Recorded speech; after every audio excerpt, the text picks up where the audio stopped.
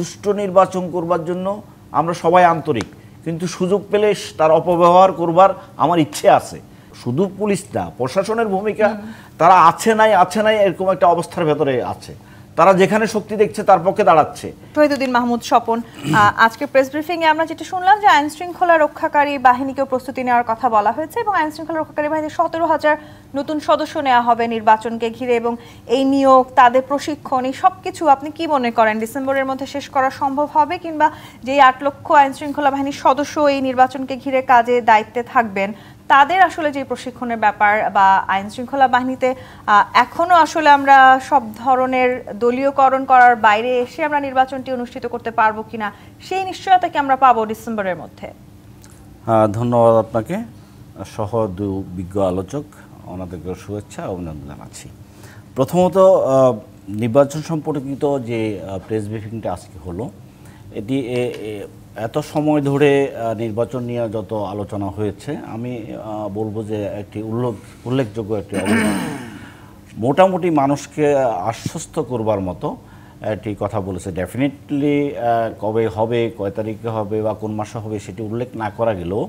একটি নির্বাচন করবার জন্য যেসব আনুষঙ্গিক আয়োজন সরকারকে করতে হয় সে বিষয়ে কতগুলো নির্দেশনা দেওয়া হয়েছে। রাজনৈতিক দলগুলো আশ্বস্ত হয়েছে যে আসলে ফেব্রুয়ারিতে নির্বাচন হবে। আমি সেই কথা বলছি, ডক্টর জাহিদ যথার্থই বলেছেন যে লন্ডন বৈঠক এবং আজকের প্রেস যে উইং থেকে যেই কথাগুলো বলা হয়েছে সেগুলো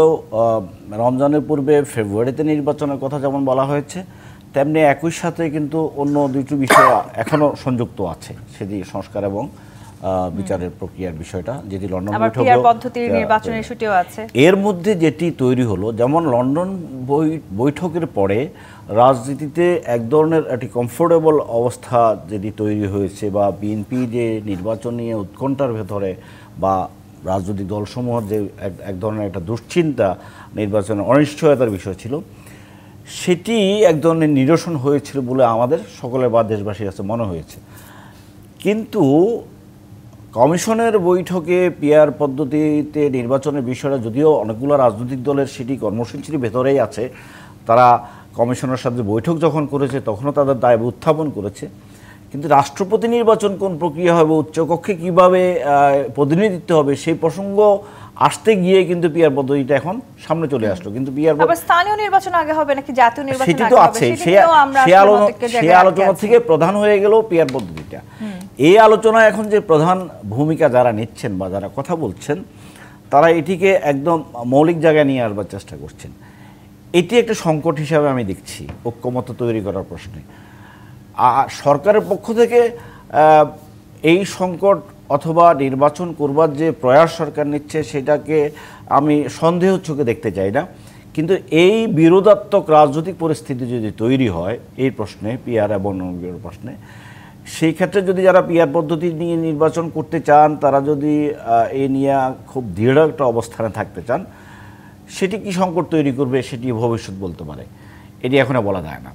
আর আইন শৃঙ্খলা পরিস্থিতি থেকে শুরু করে প্রত্যেকটা বিষয়, আসলে আমাদের এখানে নির্বাচন পদ্ধতি বা নির্বাচন করবার যে বন্দোবস্ত,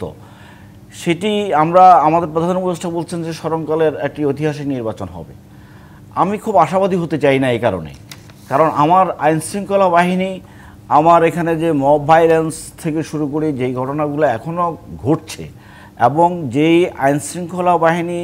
প্রধানত দায়িত্ব পালন করে ভোটের ক্ষেত্রে, যেই পুলিশ যেই বাহিনীগুলো কাজ করে, সেই বাহিনীগুলোর সক্ষমতা অথবা তাদের প্রায়োগিক যে ক্ষমতা দেখাবার জায়গা, সেটি এখন যে পর্যায়ে আছে,